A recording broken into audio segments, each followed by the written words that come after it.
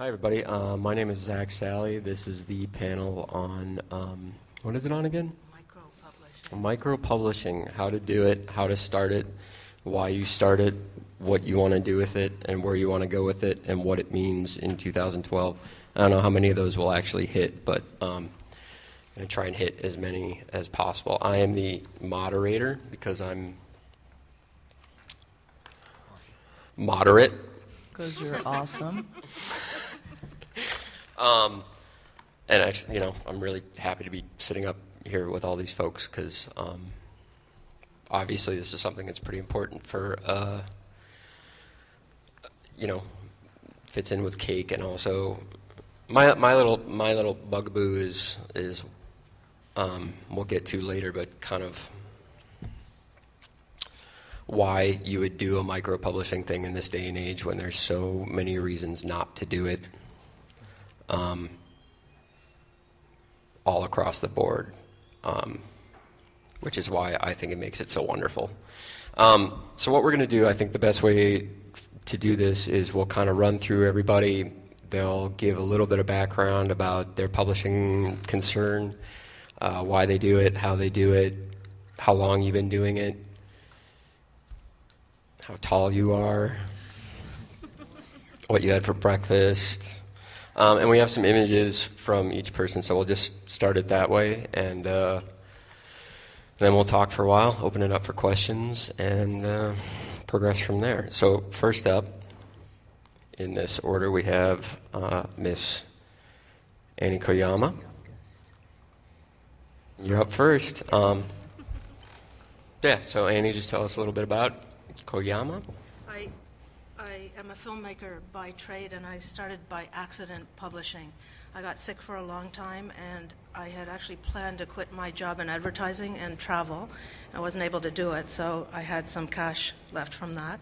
So when I was able to work again, I wanted to support some artists. So I found, this is the very first thing I did, even before the Trio Magnus book, and it happens to be a comic, but I didn't set out to be a publisher nor a comics publisher, but I love artwork, and there's wonderful talent everywhere, especially in Toronto, where Jesjit and I are from.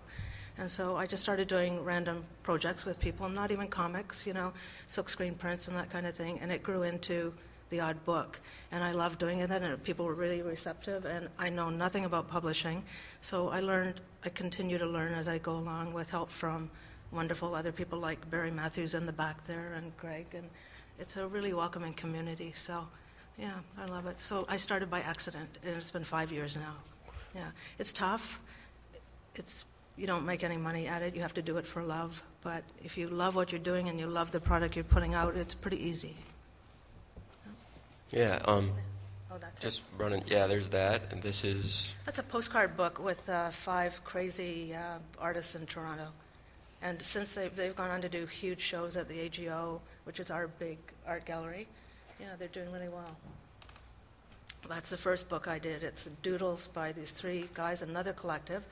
I sold my car and sent them to Japan to sell this book at a show that turned out to be more like a craft show in Tokyo called Design Festa. So, well, people liked it and they laughed at it really a lot. I believe we sold 8 copies. So that was some pretty bad math. Did you say you sold your car? I did, in order to finance this and send those 3 guys over. So there were lots of picture taking, and I think they bought, 3 little prints and 8 books, and I didn't know, so I shipped 100 books, because why wouldn't you buy that? It's so fantastic, and we sold 8. So I'm still paying that one back. Let me see what else we have. Oh, yeah. Okay, then I found Michael DeForge I found his gig posters online, and I loved his stuff, and then I tracked him down. He walked by me at TCAF one year, and I grabbed him, and we're still working together.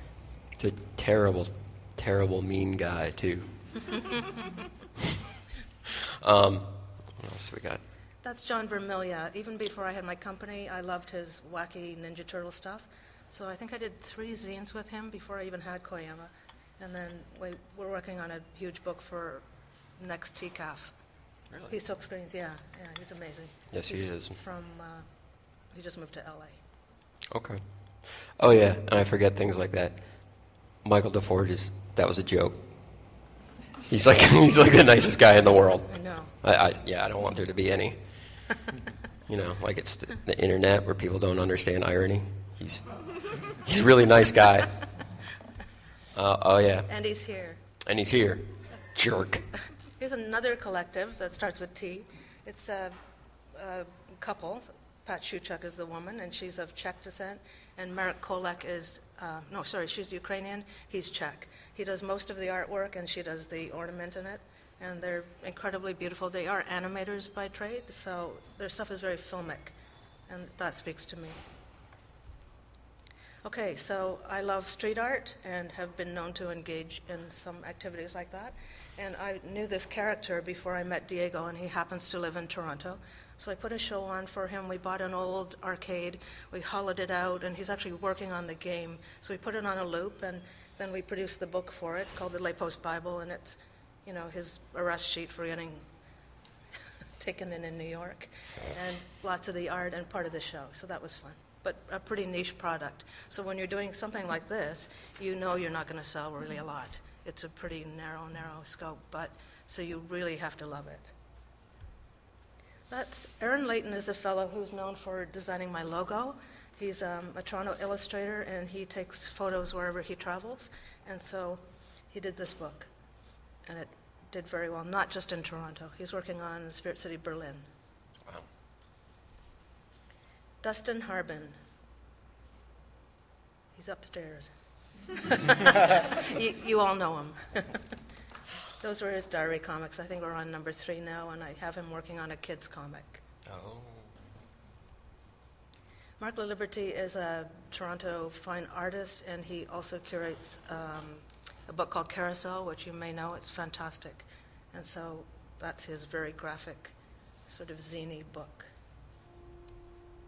Kat Rackham is really well known. Before I knew Steve Wolfhard, apparently every college girl in America knew Steve Wolfhard from Kat Rackham. So I love the character.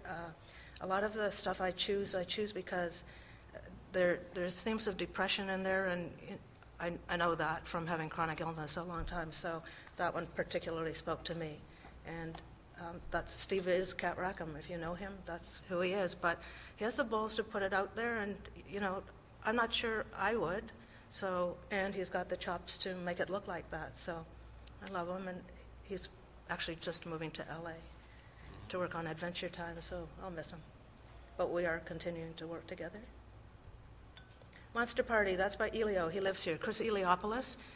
There are 2 Chris Eliopoulos, but this one is ours. So he was here yesterday. He's great. Kids comics. Yep. Root Rot.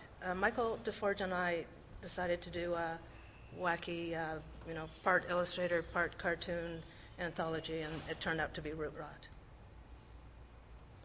Keith Jones is a wacky Canadian comics guy. Keith Jones is a guy unto himself. If you know him, Jesjit knows him.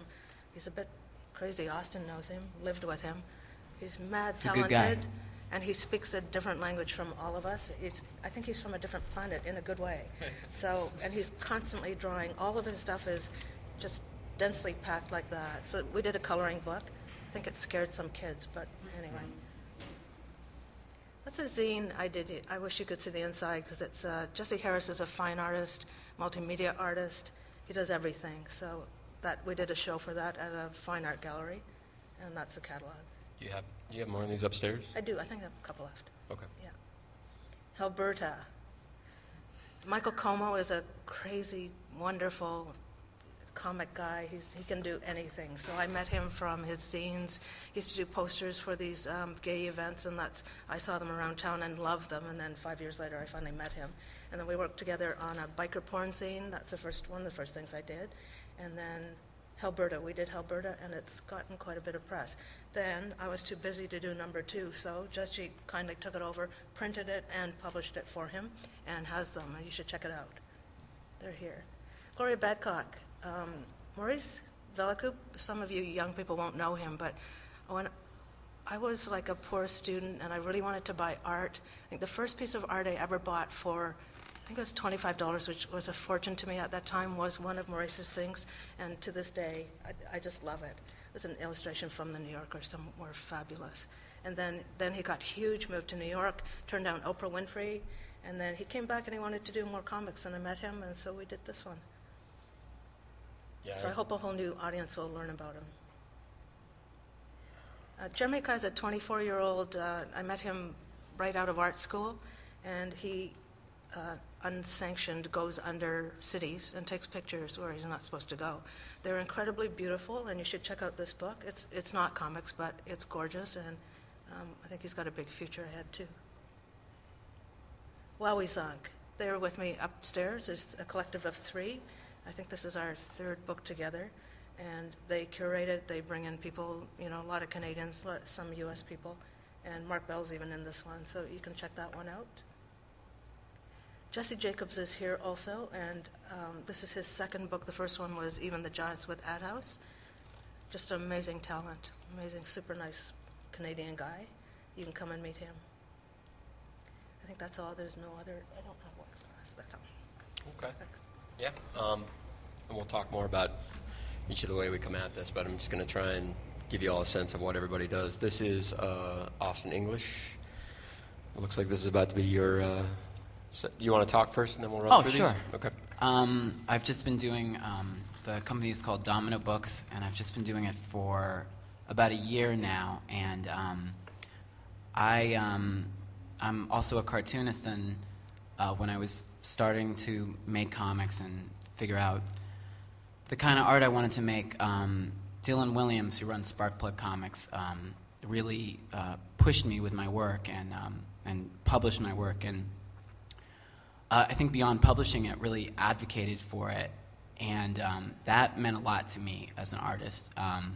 I started off with a lot of enthusiasm to make comics, but I really benefited from someone taking a lot of interest and a lot of care with my work. And I really love comics, as I think everyone here loves comics.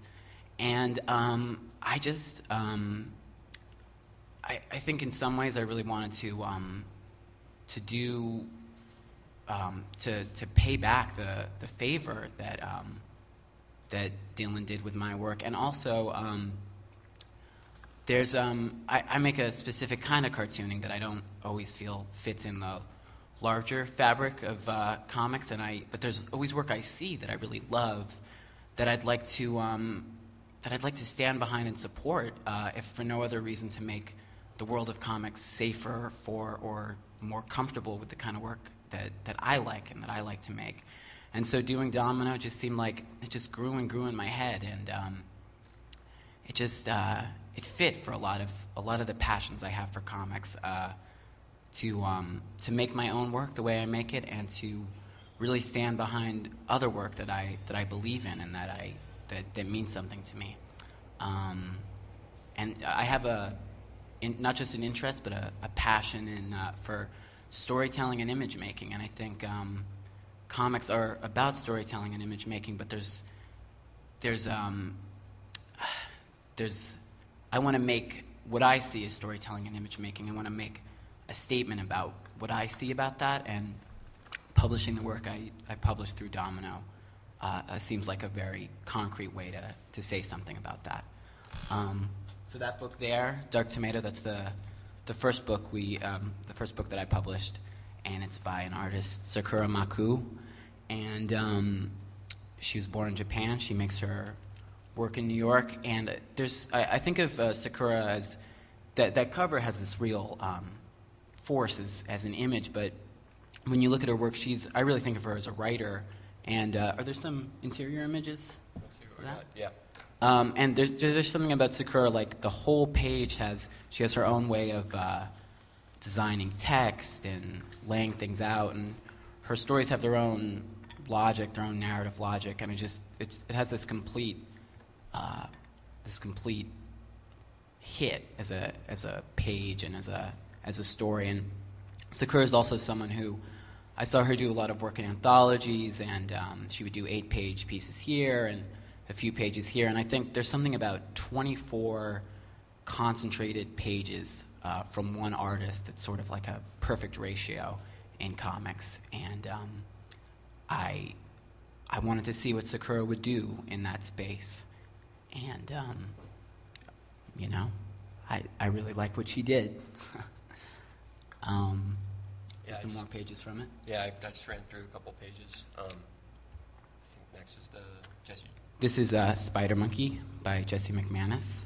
And Jesse makes a lot of work, and he his own personal work that's I wrote this with Jesse, and I think when Jesse does work on his own, I find it so beautiful. It'll be like a character walking up some stairs and hitting his own head with a hammer, and then his tongue melting.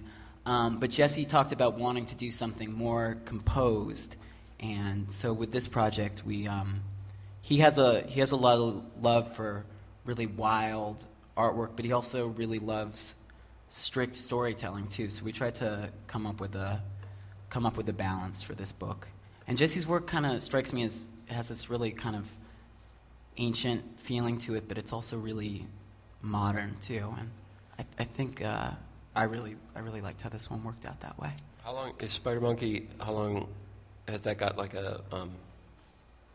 Is it ongoing or? Jesse's working on the second one now. Okay. We'll see what happens.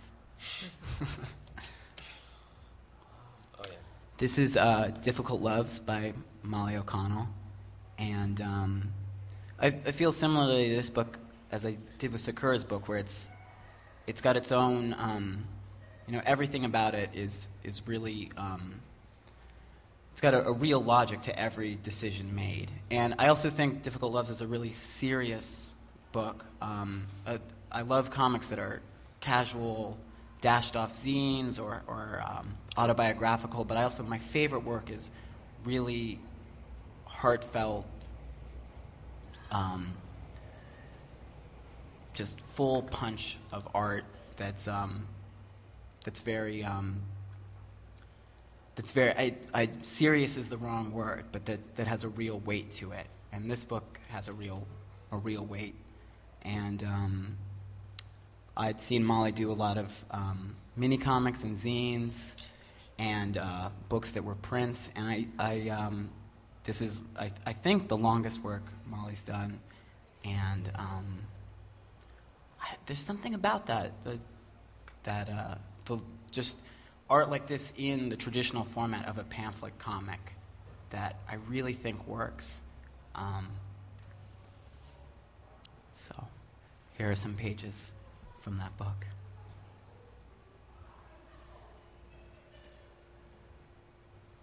And this is Face Man, the book we just did by Swedish artist Clara Bessiel. And this book is all drawn in pencil, and we really worked hard on making sure that printing the pencil in black and white, the detail came through. I think when you're doing small publishing, every book is it's a big project because it's a certain amount of money, and you really want to be careful, and you want it to come out the right way. And so far, we've been really. I think every book has come out, and it looks the way we hoped it looked. But I'm waiting. Really? Yeah, we've only done 4, right. So waiting for the other shoe to drop. But this one I actually went when they were printing it at the place we have it done, Linko. I went there and I sat with the whole book and watched them watch it come off the press. Dylan used to do that too. Yeah, that was actually advice Dylan gave me to always pick a printer that's local. That first of all, you don't have to pay for shipping of the books. And you can also go there and talk to the people, and it's good to support a local business, so maybe Always do a press check.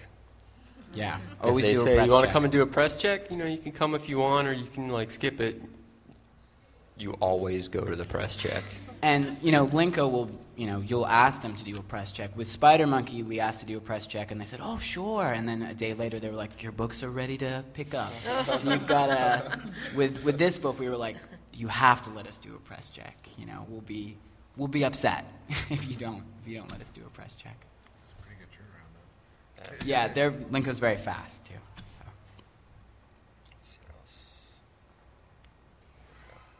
And this is the book that we're going to do next. It's by Jonathan Peterson, Canadian artist, And this is the cover. It's called Space Basket.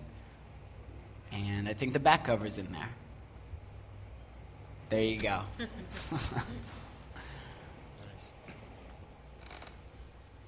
Cool. And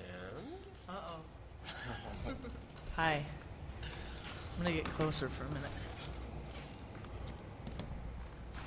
I'm Caroline Paquita, and I run Pegacorn Press, which officially started last year, I think.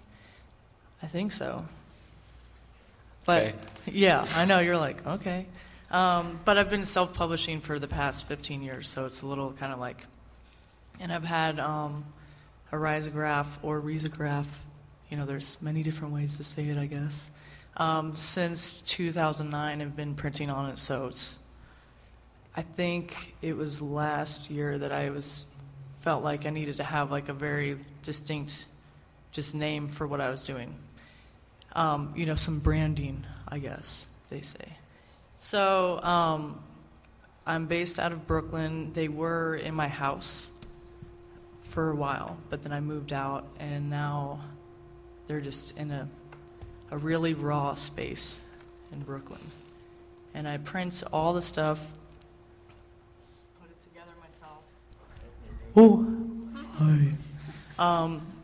Printed all myself. It's a labor of love. Recently got a booklet maker that really helps with the putting together aspect. What's that? I didn't know that. You got a booklet maker? Yeah. Nice. It's tight. Does anybody not know what a risograph is? Okay. It's a stencil duplicator. That's what they like to call it in Europe. They don't like to say risograph, is what I've heard. People get really angry about that. Branding. It's like Xerox. Is it a copy or is it a Xerox? But it's basically one step up, technologically speaking, from a mimeograph. So it burns a stencil within the machine, and that is wrapped around a drum. You can jump in on this if you want. Sure. And it's kind of like it's like I always describe it as mechanical screen printing. Yeah. Like it's a photocopier that screen prints. It uses a drum that has a mesh and a stencil, and it creates prints.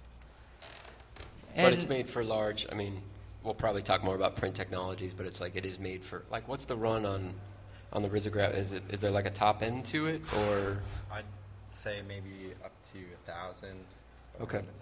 1,000. It depends on the line work. It's much, I mean, I've done stuff where, like, within, let's say I'm doing a run of 1,000 and I hit, like, the 300 mark, and lines, because the stencil is some kind of like wax paper, it just starts breaking through and you get just ink all over.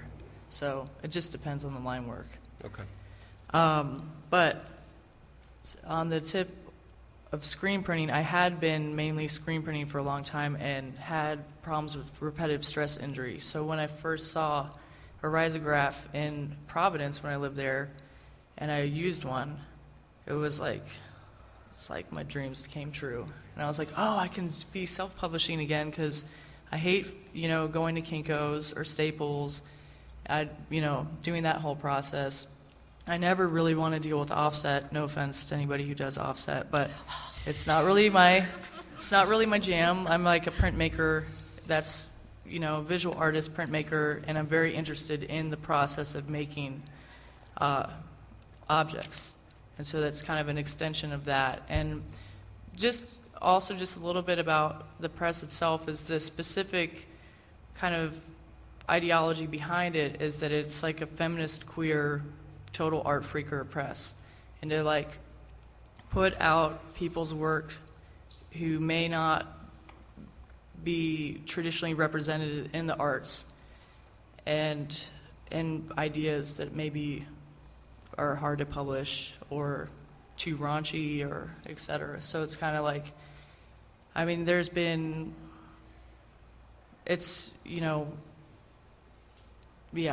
the ideology behind it, and hopefully that's just going to keep on going and going, and the freakers are just going to come out with, we're just going to learn more about all the different ways of living. Cool. Yeah. You got some more here, or? Oh yeah. Oh. There's my really raw space. So raw that you have to like plastic your equipment when you leave because it might rain on it. It didn't used to be so urban primitivist print shop, but it'll work out. Is that the risograph on the? Yeah, we got all the beekeeping equipment stacked up by the risograph equipment. Let's pause for a moment. Yeah. Not too long, because I just want you to, kind of you soak wanna know, in that Zach? she's got the risograph on one side, and she's beekeeping on the other. Yeah, you walk out the back door, and you walk into like the bees' flight zone. So, it's, when you need a break, go watch the bees. That's at the Brooklyn Comics and Graphics Festival that I'm sure many people here went to or want to go to at some point. What you got next? There we go. Oh, that was, I just put out Al Burian's Burn Collector, and that was, I've known Al, and he was coming over to Germany. It just made sense to put it out for him and do something, get him back in that freaker lifestyle. Mm-hmm. Print in something that's not black, maybe some raisin-colored ink. What issue is this for? That's 16. Okay.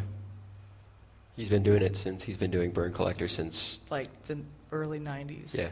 And he lived here for a long time, and he's definitely does, for people who aren't aware or familiar with Al's work, he's definitely in that in-between of like very zine personality and has always done comics, and he's had both published throughout the years, so. And he's a rock star. Oh, and he's a rock star. Forgot about that. Isn't he a former rock star? Dude, he's got another band, man, in What? Germany. He's got a band. He's got a band in Germany. Damn. Oh, there's a cover. So there's the cover. And then at the same time, I was putting out Fag School, which is a split with Brontes. It's a split with himself. And he is also a, quote, rock star. But he has done zines for a long time, and he was going on Sister Spit tour this year, and I've known him since he was a teenager in Alabama. So I've really felt like if I really needed to put something out for him. So he had something on tour that looked good. He was in Gravy Train, right? He was in Gravy Train. He was the naked dancing guy in Gravy Train. So The beautiful dancing naked guy total in babe, Gravy Train. total babe. And it just sometimes like you see your friends' stuff, they're not necessarily visual artists, and you might want to try to help them make something that is a little bit more streamlined, accessible. Mm-hmm. So that's how that came about. And both, I just have to say something about like doing small press stuff and having your own equipment. Sometimes that's a major problem. I know, Zach, you've had difficulties. I have. Yeah. And I was printing 1,000 each of Burn Collector and Fag School at the same time, and both of my machines totally crapped out. And it was like a total nightmare. Like Al Burings from Germany, waiting patiently by the machine. There's like some tech dude who hasn't worked on a risograph for 5 years that I somehow found that's like, I don't know, man. We're like using sticks to make the other one work. I was like, dude, I don't want to do this anymore, but that's not true. I told you the story about the right. I mean, like I said, we'll talk more about technology here, but when we get into this later, the way each one of us comes at this is a little bit different, but I have an offset press that I bought and taught myself to use just from the same, from the same impetus that probably everyone here is coming from. Like, I want to make these things, I want to get them done. And when I was buying my offset press, this guy had a risograph machine, and he's like, you want this? Like, I was like, what's this thing? He's like, oh, it's a risograph. They're a piece of shit. You want it? That's and what I was offset like, dudes always say about them, though. But that's the whole thing, I was just like, oh, that sounds great. What does it do? He's like, yeah, it makes these images, and I don't know, man, like, blah, blah, blah, blah, blah, blah, blah. And I checked it out, and basically I was told not to pick this thing up for free. But 10 years later, I found out that's because that was all offset people. That was all offset printing people. And to offset printing people, they think, but they think that because it doesn't look correct, you know, they're all trying to go for this like the perfect printing process. And why would you be interested in anything other than that? You know, these things look like crap. You know, where of course, you know, later on I was like, God, what's this beautiful printing? And everybody's like, it's a risograph. And I was like, God. Yeah, I had when I was searching about like after I'd used one for the first time, and I asked the guy in Providence who has the print shop that everybody works at. I was like, hey man, like what do you know about risographs? And he was so just like, why would you want that thing? Joe, you know who I'm talking about. He's like, why would you want that? You should just get it offset. And I was like, man, I'm a renter. Where am I going to put an offset in my apartment? You know, like I've had risographs in my kitchen. You know what I mean? It's not a problem. But like an offset in your house is a If problem. I could go back in time and not buy my printing press and just take the risograph, man, I would do it in a heartbeat. Well, yeah, we'll get because look how beautiful that is, everybody. This was Future Tense, which Edie Fake is in, and did the, you know, his art is on the cover. 11 artists from the U.S. and Germany. I think everybody who's in it has stuff that's all over this expo, so that's pretty awesome. This person, Anna Highfish, to the right, I think has something debuting at ITDN, if I have that right. That's what she told me, but she's great. You should check her out. But that was my first official thing with Pegacorn Press. That was a lot of fun to put together. What you got next? There we go. Cover, back cover. Gotcha. This is just like a little side thing of for people who aren't aware of the zine residency in Halifax, Nova Scotia. They're really great. But this was printing the covers for Woman Animalistic through there. I did the residency there. So just scrappy. Pretty much everything I do would qualify as scrappy. How long was that I didn't know about that. It's 2 weeks. And Nice. you live in a shed. It's tight.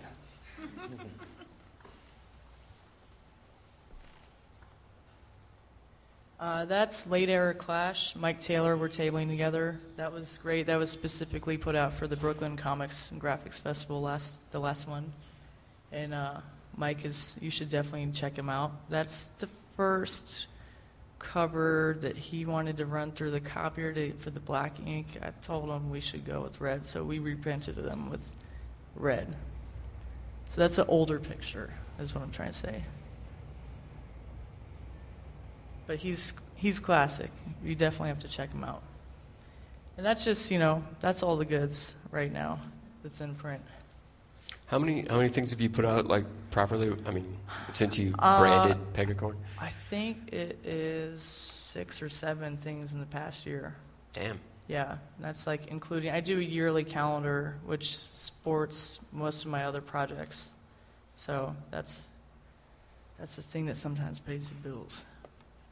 Gotcha. But yeah, because everybody at this table knows that it's a labor of love, and it's not like you're, you know, you have your other job, and you go to your other job, and when you get out of work, then you go home and you do your press stuff.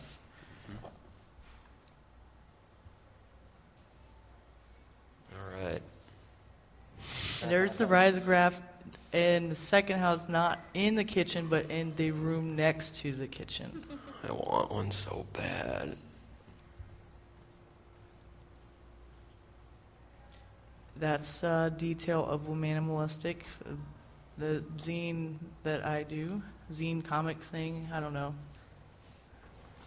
Covers many different genres, I suppose. Cover. New one, which was a work in progress that I did during that zine residency. The Woman Animalistic 2, the Coochie Party.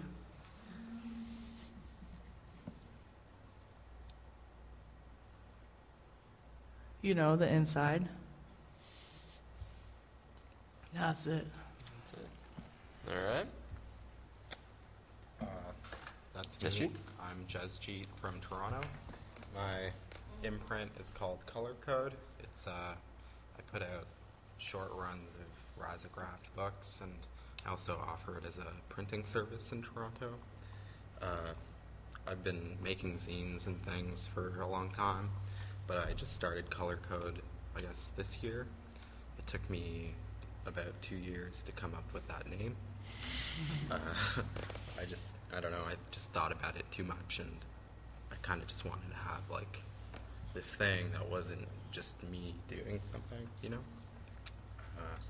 Yeah, so that's Color Code.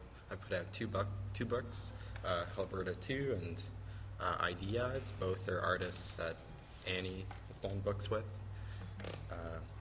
So How that's... about free drawings? I will. That's just a screen print. I thought I should include it because my practice as an artist, as anything, has started as screen printing. I didn't really do anything, like do much creatively. I was just in high school, and I just wanted to make cool T-shirts, so I started to screen print. And then I met these artists from Montreal, Sari Pop, who they were doing really amazing screen printed posters, and it really inspired me. So I started screen printing posters, and that's kind of how I got started out. Like I didn't draw much, or I didn't make collages or anything. I just screen printed. So that was a jumping off point.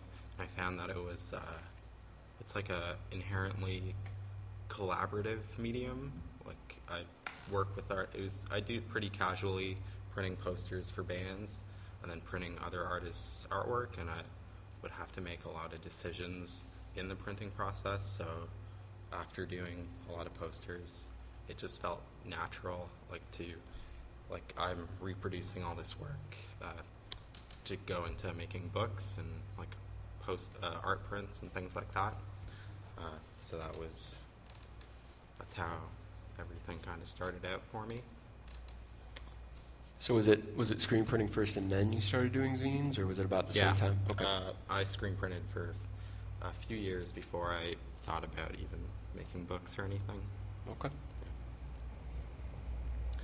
A few years ago, I started putting out a kind of regular newspaper in Toronto called Free Drawings, and it was inspired by Paper Rodeo. I think maybe in 2008, that was like the first time I'd really seen that stuff, and then I thought about it for a little while, and it turned out to be so easy to do. Like newsprint is so cheap. I'd just get a few ads placed in it from like record labels and people I knew with small businesses. They would pay for it, and then so like every few months I'd put out another issue, and what I liked doing about it was just open. I'd collect drawings, and I'd try to include one drawing from anybody that gave me one, and it was just a big newsprint sheet with just cut and pasted drawings together. It was fun. I did it for 3 years and did 8 issues in 3 years. That's a drawing by Noel from Baltimore, who's in the audience. Yeah, it was fun. I got to meet a lot of interesting artists through it, and I actually just started scanning the covers to kind of archive them because I'm running out of, like, I don't have a lot of them anymore. And I was thinking about trying to, like, figure out who contributed to all the issues. There's like well over 100 different contributors over the years. What was your run on these when you? It was the bare minimum was 2,000 when I was like worked with this printer, and that was pretty much just the cost of like turning on the machine. Yeah. It's the newspapers. I started off as a screen printer. I'm really interested in printing processes, conventional printing process, and production. So I love like visiting like the warehouse where they have the presses. A newspaper is printed with a web offset press, which is like a small building. There's staircases built into the side of it. It just prints off of like huge rolls of newsprint. It's really crazy to see. that's another issue of Free Drawings. The cover's done by Jason McLean, who's from London. I think he might have lived around Canada. He's like a fine artist. He does a lot of painting and drawing. He was in a book called Nagadod several years ago. He's a really interesting guy. And that was the final issue of Free Drawings. That cover's by Adam Buttrick, who's from Ann Arbor, Michigan. He contributed some drawings like earlier on when I started doing free drawings, and I kind of just glazed over, like I get so many drawings and I just put them in, and then one day I was kind of looking through them again, and like I noticed his drawings and they were amazing. Like I thought they were so good, and I've worked with him like since then. I've worked with him a few times. I put out a small comic for him and asked him to do that cover. He's a good guy. And so this is the second book I've done as color code. It's Halberta number 2, by Michael Como, who Annie mentioned.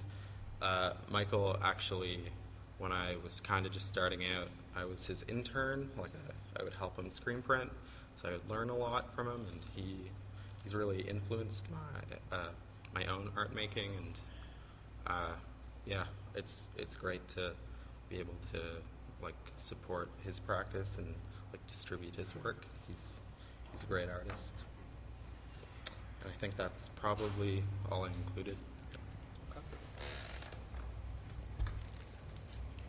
This is me. Hi, my name is Sarah Becan, and I founded Short Pants Press, and I'm here in Chicago. Initially, the name Short Pants was just something that my friend Jason and I came up with because we wanted to do conventions together. And it didn't really mean anything except we were making our own minis. And we wanted a banner for the table that didn't just say Sarah Becan and Jason Robards. As we went on, I realized that what I do for a living is graphic design. I've been a graphic designer and creative director for about 12 years now. And in the course of my job, I learned how to scan, how to use Photoshop and Illustrator and InDesign, the difference between reader spreads and printer spreads, how to select papers, how to talk to printers. And I realized that I knew so many artists in Chicago and in St. Louis, where Jason lives, that were just amazingly talented, but maybe didn't have access to the programs or to the knowledge that that we did. So that's basically how we started printing out minis of different people. That I just wanted Grant Reynolds to have a book. Grant Reynolds should have a book, right? So then I started exhibiting around at different shows under Short Pants Press and had my own books as well as Jason's, as well as some of the other people that I was doing. It was all minis. It was mostly because nobody was publishing minis at the time. I think we started putting ours out right as High Water closed. Okay, so what year are we talking that you started putting stuff out? Like 2005, 2006. Okay. Yeah. It was, I think my first mini that I wanted to put out, and somebody was like, oh, hey, High Water could publish that. And I looked at their website and was like, we're closing. So anyway, so the minis especially, very much scrappy production process, like sometimes waiting till my bosses left the office and printing it out on the printers there until I could afford my own decent printer at home. The insides are all just black and white. The outsides we did screen printing. This one is GoCo printing, and that's those covers drying on my coffee table. If you want to move on to the next one. And these are screen printings drying in my foyer and on my bookshelf. Makes me so happy. I know. I love this. Yeah. The second issue of Shut Eye, that was the first issue. It was called The Liar, and the first plate of the cover just had in white Liar and then some other artwork on it. And so there were like 300 sheets of this hanging in my room, and my brother came by to visit, and he just sees all of these sheets with Liar on them. He's like, oh, no, God. Are you okay? So that's, again, this is the 6th issue of Shut Eye, drying on my front door. Are these GoCo as well? No, these are screen prints, just traditional photoemulsive.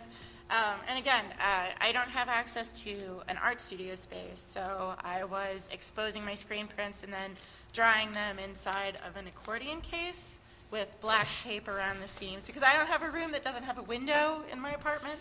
So, and the screen has to dry in complete darkness. So, accordion case, tape around the seams, 3 blankets on top of it just to be safe.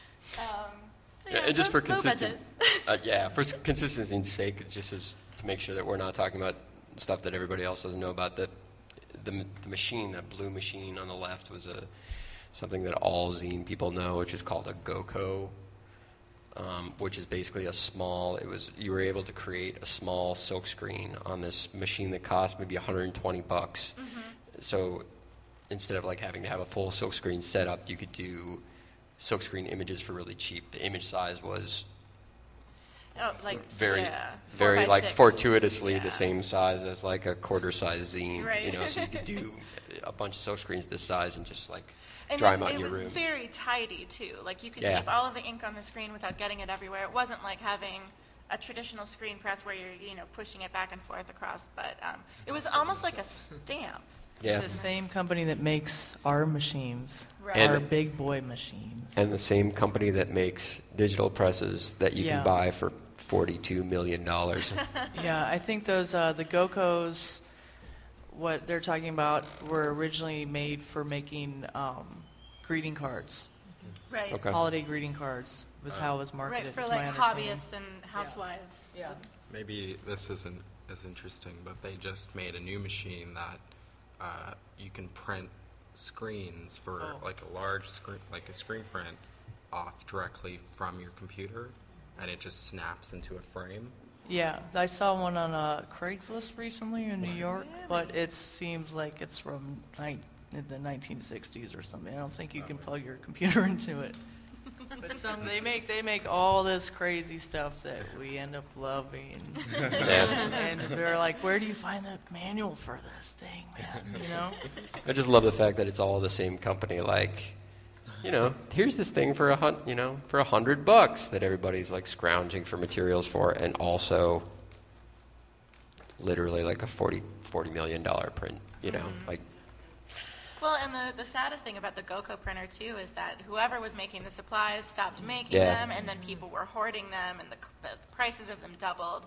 I've heard that somebody has started making them again, but I haven't been able to find them. The bulbs or the ink? The bulbs, the screens, everything. Yeah. So, and then I was hoarding the supplies for a while and trying to decide if a project was GoCo worthy, Yeah, I'm hoarding. Yeah.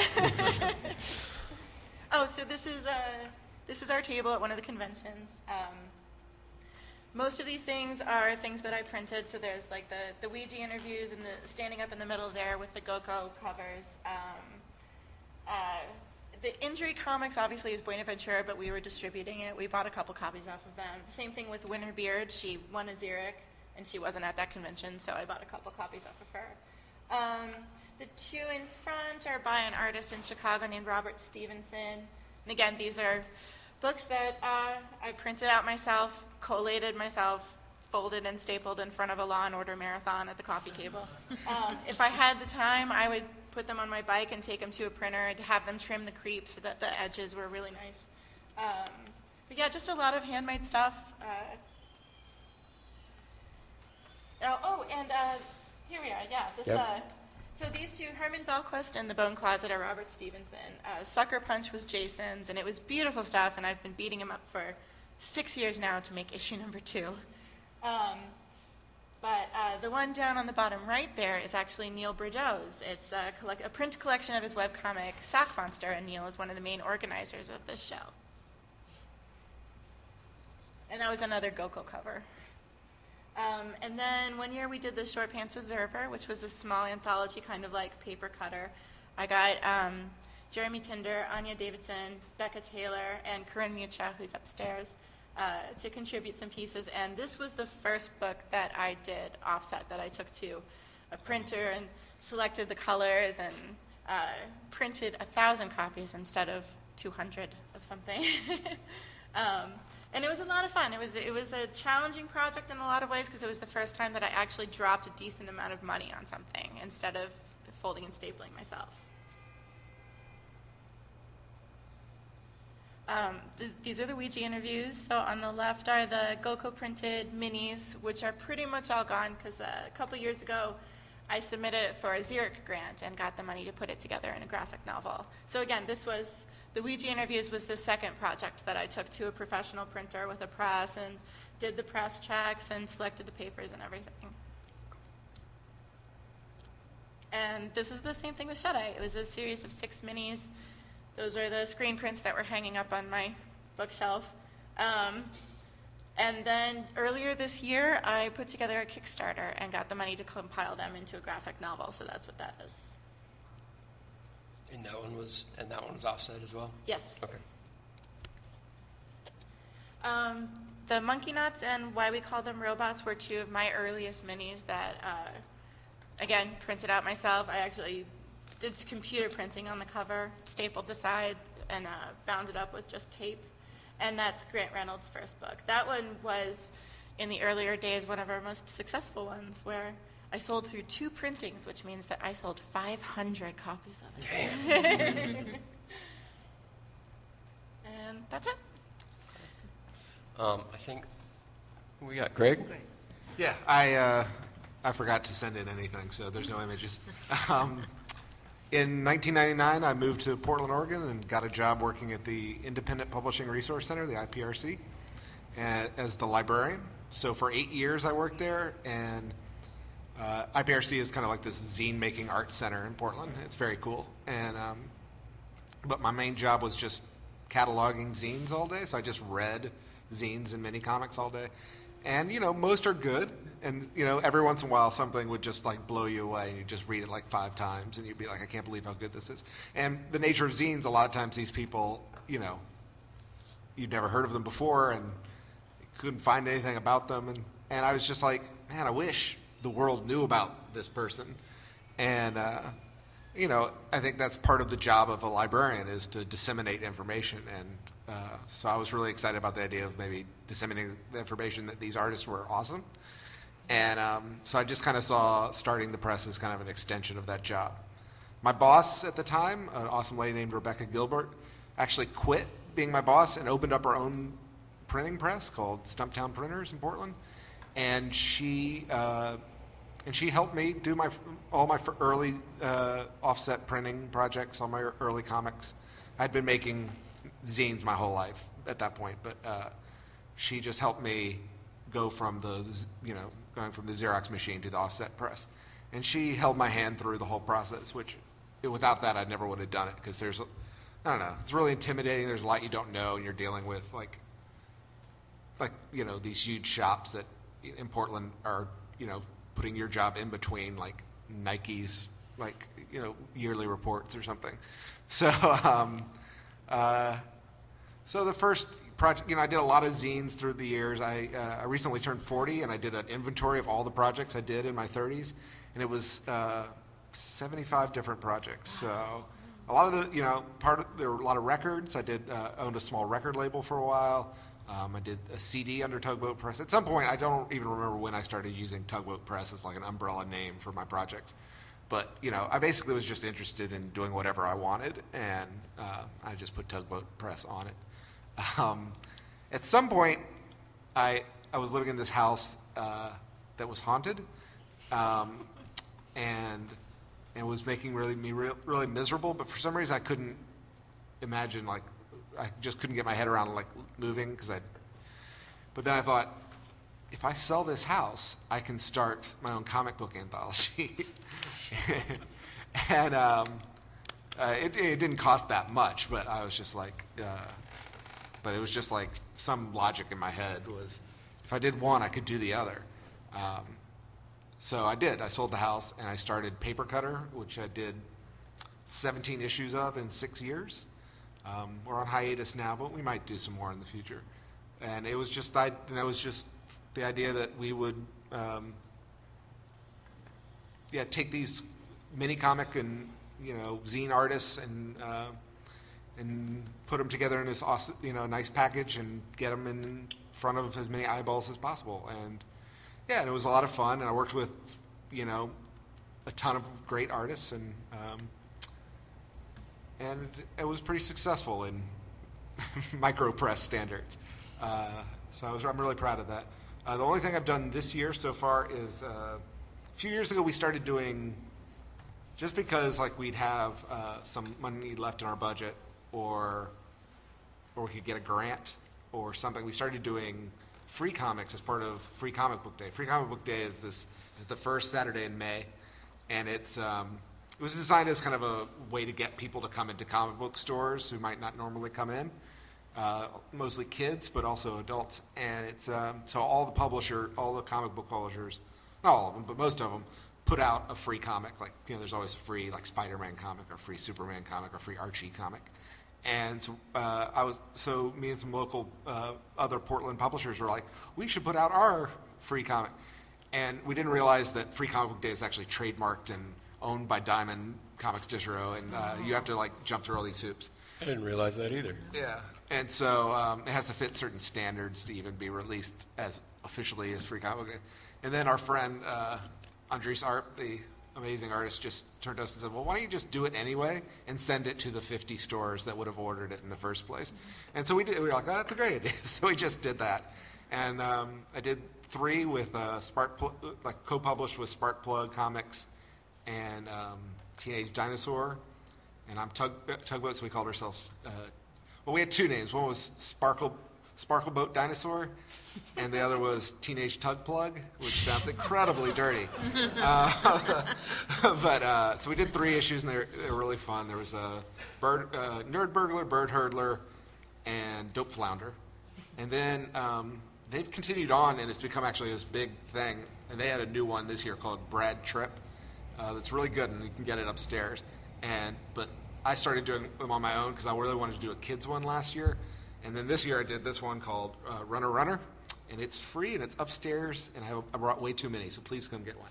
I don't want to haul them back to Portland. And it's just, it's just kind of a sampler of all the artists I work with. Not all of them, but like 26 different artists. So, and it's just a whole bunch of the idea was to get as many like 1 or 2 page comics as possible and make them as dense as possible. I found a really dense one, like something like this with like 64 panels. So anyway, so that's all I've done this year, and I got only one more other thing planned for this year. But, yeah. What is it? Do a split zine every year called Clutch Invincible Summer, or Invincible Summer Clutch if Nicole was here. And it's we've done it. I don't even know how many we've done, like 8, and it's just a diary comic that I draw half of, and my good friend Nicole Georges draws half of. But because we're friends and we see each other, we used to work together, so it was even better. But our lives overlap, so we're drawing the same events from different points of view. And so, yeah, we have a new one coming up. Cool. Yeah. Oh, there it is. There it is. Look at that. Oh, whoops. Wow. I forgot. Edie told me that she pulled some stuff off the interweb because Greg didn't bring any. Yeah, so look, there's Paper Cutter. Yep. And that was Invincible Summer. Yep. There's another paper. I'm sorry, how many paper cutters again? There's 17. That was a book I co-published with Sparkplug called Neptune by Aaron Stinky. It's like a all-ages, like a wacky manic adventure book. It's really fun. And that's another one I did with Sparkplug by Ria Yang, who's upstairs, actually. She's starting her own micropress called Yam Press, I think it's called. And this is a collection of a lot of her stories about her family, her Filipino-American family, and her very long commute into San Francisco every day. And that's Zak's company. This is my company. Zach, why don't you tell us about La Mano? Why did you get into it? Well, Caroline, I think I had a pretty weird trajectory into the small press. I was always a super comics nerd. Like, I was a superhero kid. Read all that stuff, and then I think, same as for a lot of people, when I hit my teenage years, I realized that stuff wasn't. I just kind of grew out of that stuff. It wasn't providing the same charge for me that it had, and it was right about that time that I walked into the comic store, and instead of buying whatever superhero comic was there, I bought an issue of Love and Rockets, and I think I just realized I thought it was Yummy Fern issue number 1, but then that Ed the Happy Clown book came out, and I think it might have been number 3. But that doesn't matter. In any case, for Chester Brown, something Chester Brown. something by that guy. But when I think in retrospect, I don't think I really understood it at the time. But and these are weird words for people to bring up, but like sort of like that punk rock show for some of you, or that some of those little moments where everything that you thought sort of changes on a dime, where like this is the way you thought the world was, and you have this experience, and then all of a sudden it's like, not only is the world not like I thought it was, but it just got about 5 times as big and about 1,000,000 times more exciting. And I'm sort of still figuring out what that means exactly, but I'm still like my whole life was all I ever wanted to be was a cartoonist. So that kind of opened up a world of cartooning for me. That was still very comic centric, and this idea that you could do whatever you wanted within this medium. And that was also pretty amazing a time for comics, because there was, there was Love and Rockets, there was Yummy Fur, there was Pete Bagg was doing stuff. It was just this amazing, amazing time. And I would love to say that at that moment I became a small press guy, like now I'm a zine guy. But the fact is I still wanted to like be published by Fantagraphics. I wanted to like, there was still that idea that like, and I think this is going to come up with all of us, that your whole life you're told, or the idea that's put forth is that publishing, to have your artistic thing published by someone else is like a source of validation. Like you came up with this thing, you did it, and that's all fine and dandy, but you're kind of just jacking around until you send it to someone you don't know, who says like, yeah, this is great, now I'm going to validate what you did by putting it out into the world. And the thing I'm still figuring out is the way that they make that decision of whether or not to put it out into the world is based on a couple things. And I think we all know what that is. They're going to put it out if they can make money off it, and if it's an idea that has enough weight that will justify the production going into it, right? It's an idea that has to appeal to enough people that they can, especially back in that day, since there wasn't copy technology was just being invented. So to have this idea, you had to go to a printer, you had to spend all this money on stuff, and there had to be X amount of stuff that came back for this thing to be worthwhile. And that was the validation of the idea, which is still what I wanted. Because I hated my shit, and I was like, will somebody please tell me it's good? But so I kept cartooning, and then I sort of got involved in the zine world, and I just met a bunch of people through the zine world. People who were also doing comics, or maybe they were not comics or whatever, but I met John Porcellino, and I still think I was putting out my stuff, and it was like I was self-publishing because I was like, oh, nobody's putting this out. I'll just put it out myself, and like maybe some publisher will find it, and then they'll want it, Fantagraphics will want to put out my book. And I was still kind of going after that, and it was a slow process of realizing that was really not important. What was important was that you had this stuff, and it. Anybody see American Hardcore? Okay. You know that scene? It's a movie about American hardcore music. And it's got this scene with Ian MacKaye and his band, Minor Threat. They were like these teenage kids, and they had to, they wanted to put out their single, and at that time, like, nobody could put out their own single. And so they went and they recorded this thing, and then they got their 7-inch sleeves, but they were hand assembling their 7-inch sleeves, but they didn't know how they were supposed to be put together. So they took apart a 7-inch sleeve by like, I don't know, cheap trick or whatever.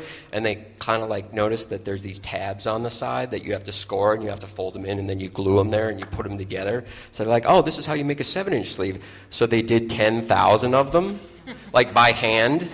You know, they cut each one and they glued it together. And then, you know, like 2 years later, when it was, you know, a bunch of singles later and they had this huge effect, they're like, oh man, we can pay people to do this? Like, that's how they do that? I can't remember where I was going with that. Oh yeah. So getting involved with zines was this way of figuring out, like, actually the important thing is that you have enough. If you have the belief behind it that, like, I'm going to get this thing done. Oh, here's what my point was. DIY. But DIY was a sort of way of separating the wheat from the chaff in that way. Like, if you can't pull this thing off against adversity and against, like, people saying that's a ridiculous idea and you shouldn't be doing it in the first place, like, what kind of stupid person are you that you would try to do this? If you do that, if you're like, oh yeah, you're right, I'm done, then that probably wasn't the thing you want to be doing anyway, you know? And the more I did it, the more I found that that's what the interesting part of it was, not like finding ways to get this thing done. And that's not only that as part of the process, but that as part of the aesthetic and part of the work and part of just that earlier idea that if you have an idea and want to make that thing happen, then it doesn't matter if like 5 people like it or if 10,000 people like it. It doesn't, because 10,000 people like it doesn't make it more valid. It just makes it something that 10,000 people, you know, there's no more or less validity. It's just more people are responding to that thing. So then I kept on I put out my first zine with a friend when I lived in Oakland, California in like 1992, and the same as Caroline. I just thought like I should give this zine thing a name, like just it'll be like a record label, you know. I don't know what it means, but anything I do will come out on this thing called La Mano. And I did a bunch of zines on that, and this was, again, back in the days of Xeroxing, so you would steal all your copies from Kinko's. We're not supposed to talk about that in public. Really? I don't know, man, you know? Trade secrets. Well, that's the thing. Now Kinko's, you can no longer steal anything from. I was trying to avoid talking about scamming copies, you know, but there you go, moderator. Yeah. You know? Well, I mean, do you know anybody who did zines who didn't scam copies? No. No, I don't either.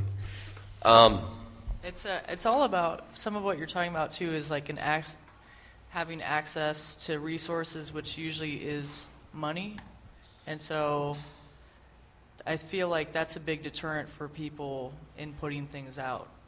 Is like, if you do art, like, can you afford to go directly to an offset place? Usually, no. Right. And so that's a big consideration that people have. Yeah. When approaching it. Totally. So I would make, you know, zines at Kinko's and put them together and like sell them around. And I was also in a band, so I would travel and get rid of them that way. But eventually, in 2004, I decided I wanted to. And this is the interesting part, because I'd become very good friends with John Porcellino, who's upstairs, who runs Spit in Half, and he's done one of the best comics zines I can think of, King Cat Comics and Stories. And John is very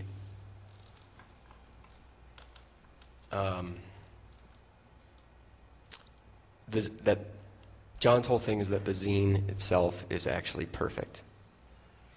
You know, I mean, John's zine doesn't want to be a book. John's zine wants to be a zine, because that is the way he wants this thing to be experienced. You know, he put this thing together, he made it with his hands, he sent it to you. You know, you corresponded with John. You wrote him a letter when you liked the thing. You know, that's something you don't get from John Grisham.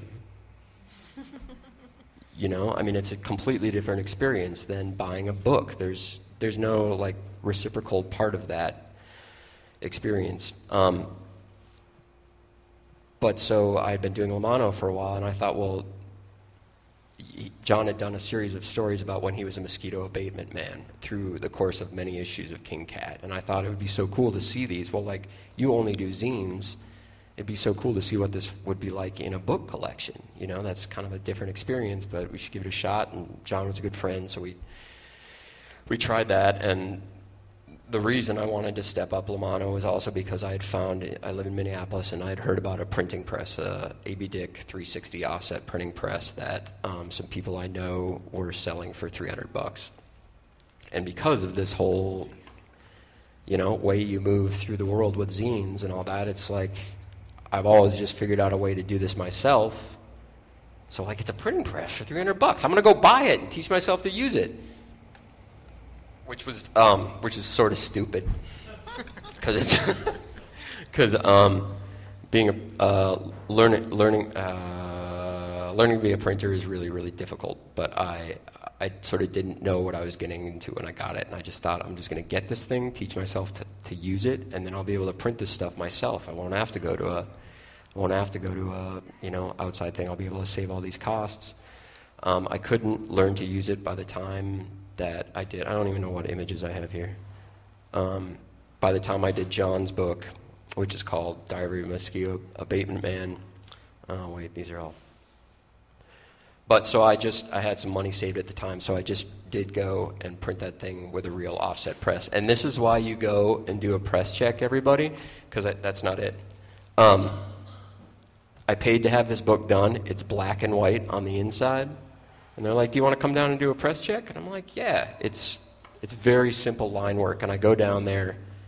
The thing is about to roll. And I look and it's this kid running the press. And he's like, here's the first sheet. You know, they give you a sheet. And then if you say yes, they turn the machine on and the thing goes. You don't stop it. And he hands me this thing. And it's gray. It's like a black and white book, and the black is gray. Like, they were about to roll on this book. And and I just turned to him, and I'm like, can you bump this up a little bit and make it black? And he's like, oh, yeah, it's kind of light, huh? I'm like, yeah, it's kind of light. Always go to your press check. So that was done. So this was done commercially, and I put this thing out, and it won a couple awards and stuff. I'll just burn through these, but I slowly sort of taught myself to use this printing press. The next thing I did was, son of a bitch, was the final issue of my book, Recidivist, and I had taught myself well enough I couldn't print the interior, and this machine that I bought was probably 50 years old. I think it was from the 40s or so. So I printed the cover on this, and I had the interiors done commercially. And it's a hardcover book. I think the next thing I did was this portfolio by an artist from Providence named William Schaff, who's an amazing guy, and he's become kind of renowned because he's done a lot of stuff for some indie rock bands. He did some artwork for a band called Godspeed You Black Emperor, and he's done all the cover artwork for this band called Ockerville River, who I guess are pretty popular. But this is he's in What Cheer Brigade, and he's in a marching band where he dresses up like a monkey. Yeah, he's you see him, you're like, okay, yeah, that guy. He's an amazing guy. And this is all, again, people. This is all people that I've met through this world. It's not like I played on a record, and Will was friends with the guy whose record I played on, and he showed me stuff, and I was like, Jesus, can we, let's do something. So this had a hand die cut cover. That thing in the middle, I went to a postcard company, and so I pasted in each postcard because it looks full color, and then the whole thing is hand assembled, and it's a total fucking nightmare. The next thing was a guy I had again met while I was playing bass with a band called the Dirty Three for a tour, and this guy Nate Denver was opening up, and he would play these like death metal folk songs. And we became friends, and he was like, hey, I wrote 50 stories that each have 50 words apiece. Can I send them to you? I said, of course you can, and I got him in the mail, and I called him 20 minutes later, and I was like, can we do this book? And he was like, well, of course we can. And then the dude from Tool wrote the intro to the book, so I sold out of them like that. Whoa. Oh, and this was the first book that I did entirely in-house, except for the binding. I did the plates, I did the printing, I did everything, and each one had a CD taped in the back of it by Nate Denver. So the guy from Tool wrote the intro, and it sold out in like a month, and I was so stoked. So I did another printing of 1,200 books, and then Lamano didn't get another order for 8 months. Whoa. It was again awesome.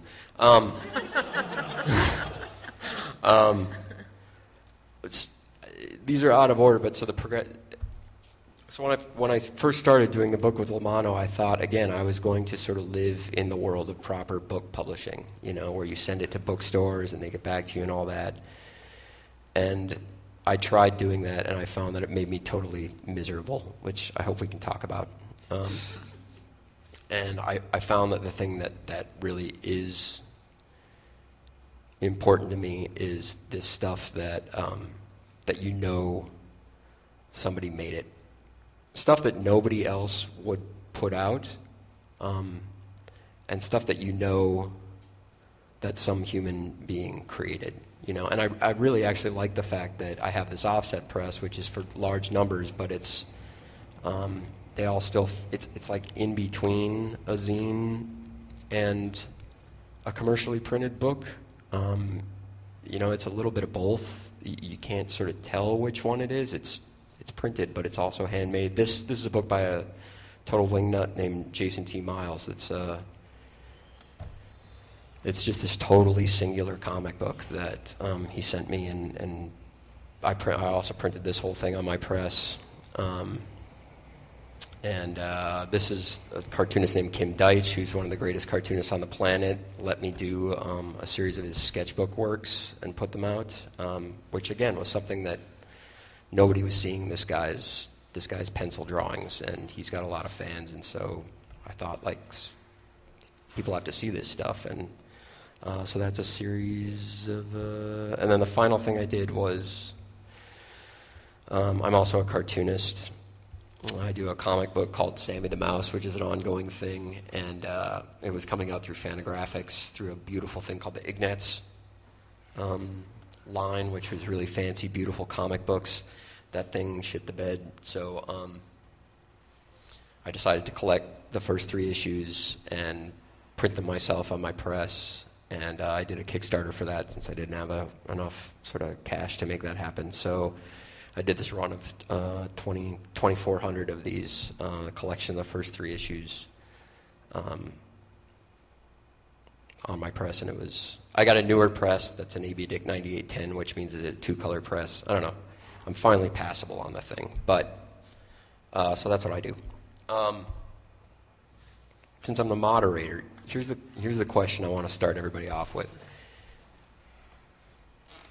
As each one of you was running down what your press is and how it works, it seems like what we're talking about here is definitely not standard comics.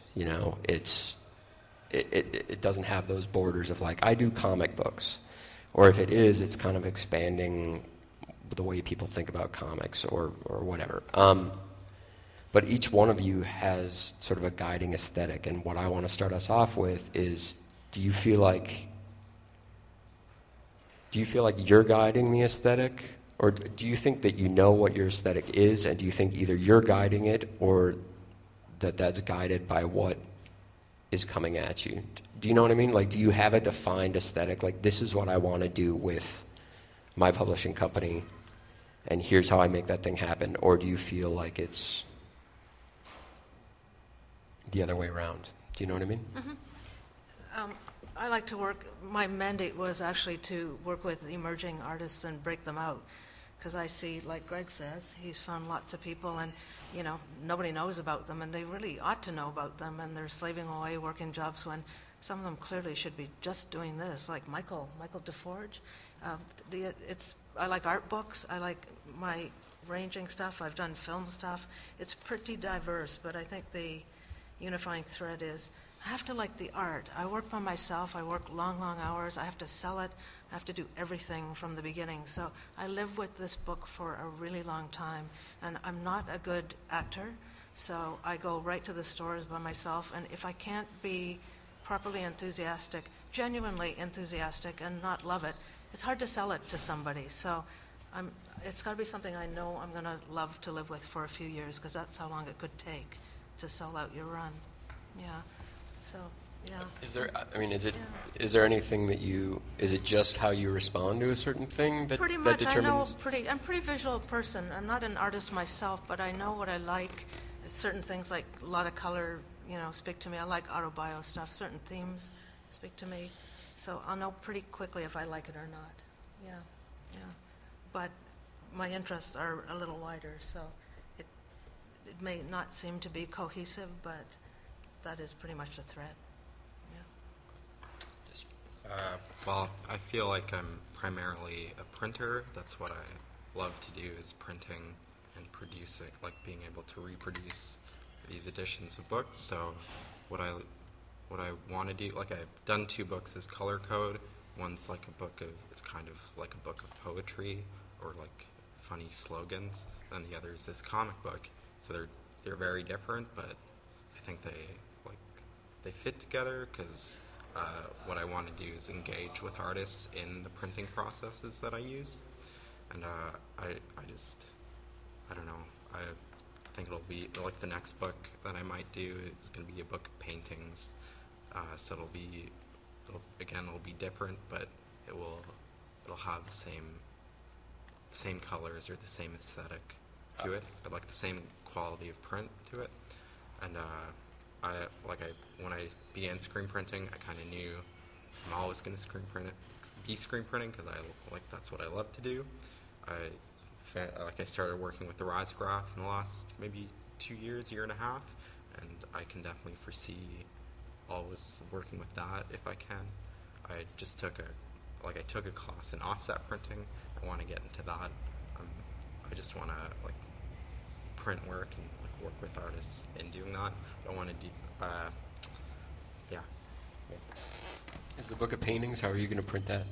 We're going to do, it's going to be maybe just a monotone, reproductions of the paintings with spot color separations of some of the work. Okay. And, yeah. There are a million reasons not to do a micropress, so I think so just following what you want is one of the few advantages of it. So, I think you have to be true to that. And sometimes there'll be artists that I love, but I'm just they don't need me, and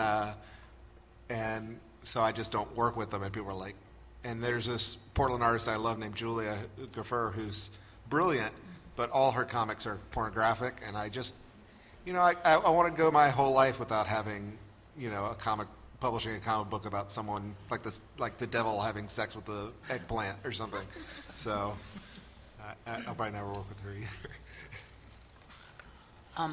I think when you're making art, or as an artist, you have a lot of responsibility to stay focused on what you're making and stay conscious of what you're doing and be open to doing different things. And I think something that's equally as important that doesn't get talked about as much is the responsibility of a reader, anyone who's interested in any kind of art, to be open to things that you think you might not be open to. I think having an aesthetic that you're interested in can sometimes be really pleasurable, but ultimately not good for you. And I think when I'm looking at any work, I really I try to come at it as openly as possible, and maybe sometimes even try to work with artists that I might not totally understand what they're doing yet, or if I see something that I really feel moved by, or that I respond to as an artist, I try to reach out to those people and see if they want to do something, and then kind of make a pact with myself that whatever they come up with, to trust that. I think that's a big thing.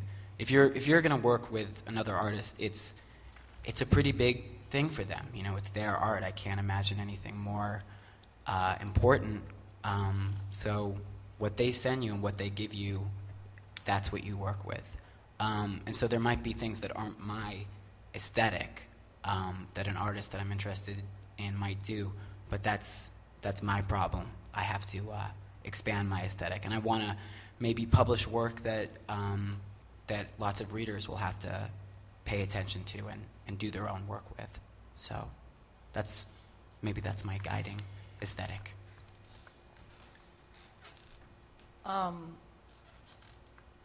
Yeah, for aesthetics with the press, it's definitely informed by my DIY punk history, which is how Zach and I met, actually. Yes. So it's it's basically an extension of kind of the world that I've been involved with for a long time, and there's a lot going on there. So it could be anything. I mean, I put out some things that are definitely more minimalist than I personally like. Will fill up a whole page with lines. So if somebody's like, here's this page that doesn't really, it's very minimal, I'm like, whoa. Like, how are we going to do this, you know? So it's like, you know, but yeah, I agree with when you offer to put somebody's work out, I'm putting faith that, you know, sometimes you do get things that you maybe would prefer were a little bit different. But it's part of the deal of putting things out if you agree to. Unless, I mean, I'm saying like just purely on aesthetics, not like that someone gives you some like weird racist, like fucked up stuff and you've agreed to put out whatever they want to, you know, it's like not anything like that. But, yeah, but I think that, you know, you definitely do need to be open to just what everybody's brains are different. And how they put that out on a page that you're going to publish, it could be totally varied from one to the other. So, yeah, you know.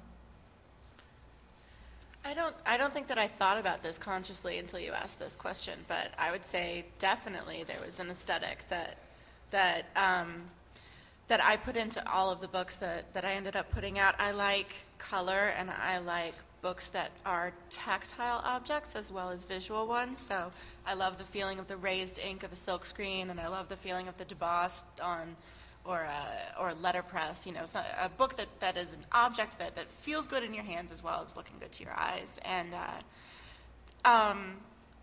the books that you saw of mine, for example, like Jason did Sucker Punch on his own, and if I had done that book, it would have looked differently. Like, I mean, I still think his book is beautiful, but I think that as a publisher, a lot of, like, people would bring the art to me and it would just be the art, and maybe they wouldn't know anything about book design or design on the page. And so everything that I did was a collaboration almost between their artwork and the design aesthetic that I was approaching things from.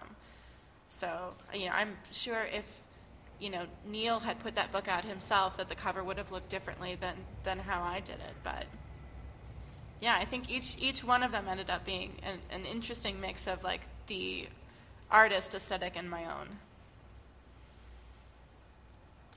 Okay. Excuse me.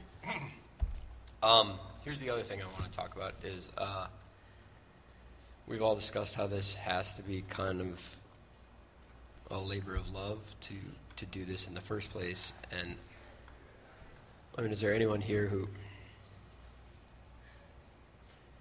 But since this is a commercial proposition, you also have to continue to be able to do this, and that means you can't. You're putting these things out that I think for each one of us, it's in a lot of cases, it's something that we feel that nobody else would put out, so we're going to do this thing. So you have to weigh that against the fact that you also have to keep yourself solvent somehow. I kind of want to hear how everybody does that. I'll start. I don't keep myself solvent. Who wants to go next? I'll go next. I played the stock market for a while when I was sick, and I built up, a really nice nest egg. And then I couldn't travel, so I thought, thank you. I will, thanks. Okay. I'll talk fast. So I had capital to do it, and at the beginning, I didn't know how to price stuff. This was the first thing we picked. Oh, Japanese paper, so cool. It's like wood.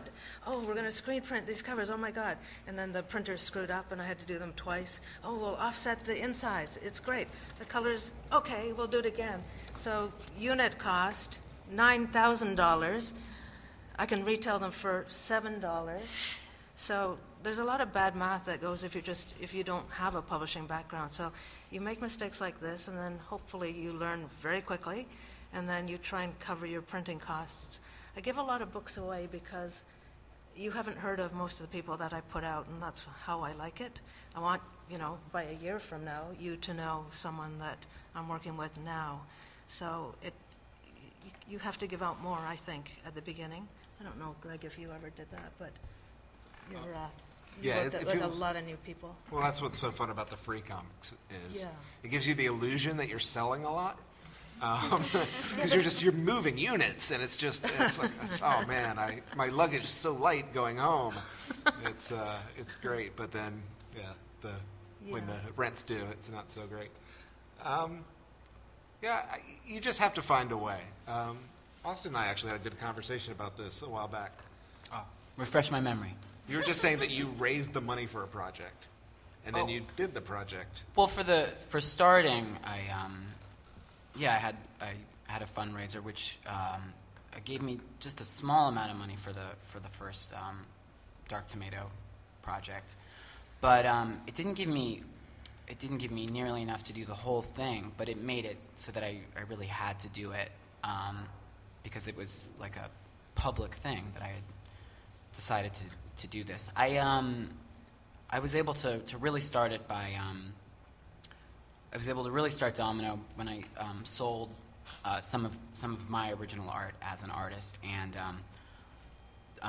the money I had was for me a lot of money, and I knew I wanted to do publishing, and I just immediately knew I had to, like within that week, really put the money towards this project. I had to make like a really quick decision to do it, or else I would just it's I think it's a scary thing to for anyone who money is not all around you. I think it's a scary thing to put money into a project like publishing, and then you put money into something, and then there's a lot of pressure to do it in the right way. Even if the right way is kind of obscure to you, there's this like mysterious correct way to do things. And when you're working with other artists, you might have an ideal of how you think things should be done, but you're also working with other people's hard-fought vision. And I struggle with that all the time. I don't like Vice magazine. I don't really want to send copies of the comics I publish to an institution I don't really sync up with. But maybe some of my artists want their work to be seen by people that read publications that are not publications I'm into. I think you can be really strict about what you want, but it's something I really think about a lot. I remember a long time ago I read an interview with John Porcellino, and he was talking about how when he had his first book published by Drawn and Quarterly, he was saying, oh, well, some people think this makes it more real, but I don't understand that kind of thinking. And when I was really young, I was like, what do you mean you don't understand that kind of thinking? That's a published book. Of course, that's really exciting. And when I got older, I really understood the desire of an artist, especially a comic artist, to want to publish their own work. You draw it, you design it, and you publish it, and it's a complete thing. But I remember really clinging to that thinking, and then I had a conversation with Aaron Cometbus, who some people here might know his work. He's a very famous zine maker. If you don't, you should. He's really great. And I was when I met Aaron, I was like, oh, it's so great that you don't care about whether the New York Times writes about you. That's so great. That's so cool. And he was like, well, I've been doing this stuff for a long time, and I wouldn't mind the New York Times writing about me. And I think that's the flip between John's statement and Aaron's statement is just, I think it's best not to be on either end of those things, just to make the work and try to figure out the best thing for the work, if that makes any sense.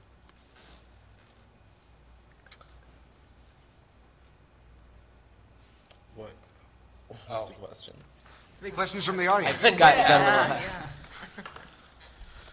Yeah, we have like 20 minutes left or something. You got questions? Ben Catmull, third row.